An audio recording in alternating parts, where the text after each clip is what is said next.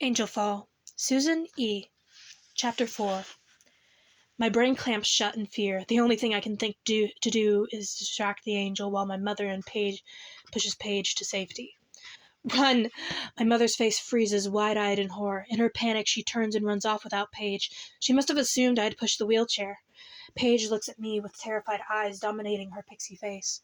She swivels her chair and rolls as fast as she can after Mom. My sister can roll her own chair, but not nearly as fast as someone can push her.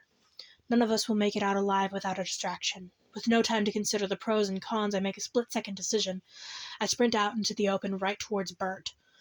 I dimly register an outraged roar filled with agony somewhere in the background. The second wing is being cut.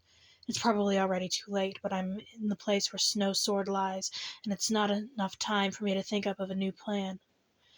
I scoop the sword up from under Bert's feet. I grab it with both hands, expecting it to be very heavy. It lifts in my hands as light as air. I throw it towards Snow. "Hey!" I scream at the top of my lungs. Bert ducks, looking as surprised as I feel in the sight of the sword flying overhead. It's a desperate and poorly thought-out move on my part, especially since the angel is probably bleeding to death right now, but the sword flies much truer than I expect, and lands hilt first right into Snow's outstretched hand, almost as if it was guided there. Without a pause, the wingless angel swings the sword at night. Despite his overwhelming injuries, he is fast and furious. I can understand why the others had to dramatically outnumber him before cornering him.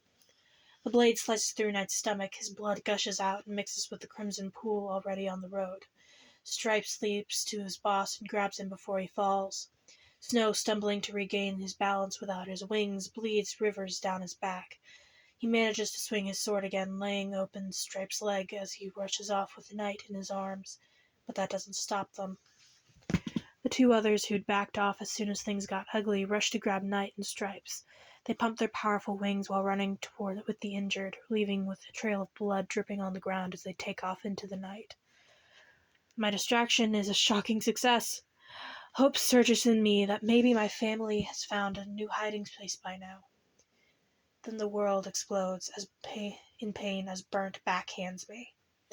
I fly backward and slam into the asphalt. My lungs contract so hard I can't even begin to think about taking a breath. All I can do is curl into a ball, trying to get a sip of air back into my body.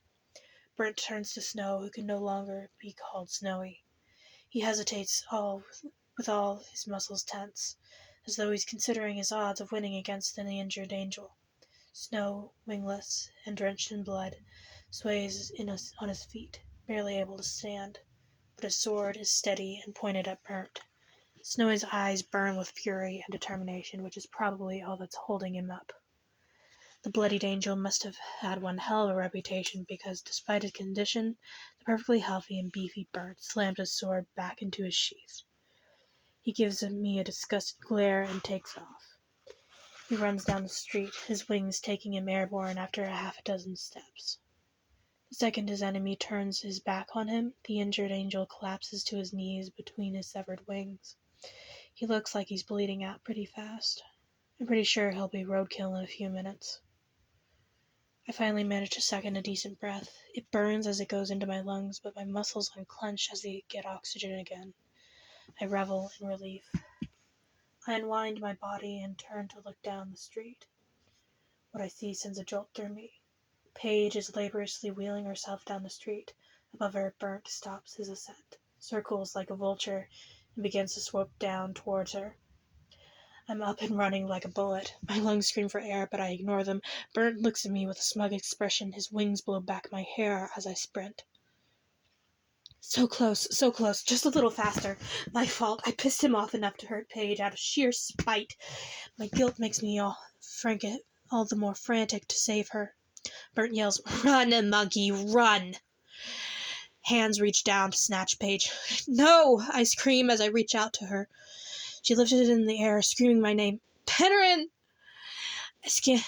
I catch the hem of her pants, my hand gripping the cotton with the yellow starburst sewn into it by my mom for protection against evil. Just for a moment, I let myself believe I can pull her back. For a moment, the tightness in my chest begins to relax with anticipated relief. The fabric slips out of my hand.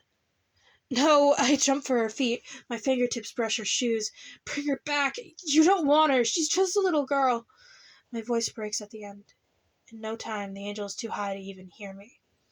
I yell at him anyway, chasing him down the street even after Paige's screams fade into the distance. My heart practically stops at the thought of him dropping her from that height. Time stretches as I stand panting on the street, watching a speck in the sky shrink to nothing.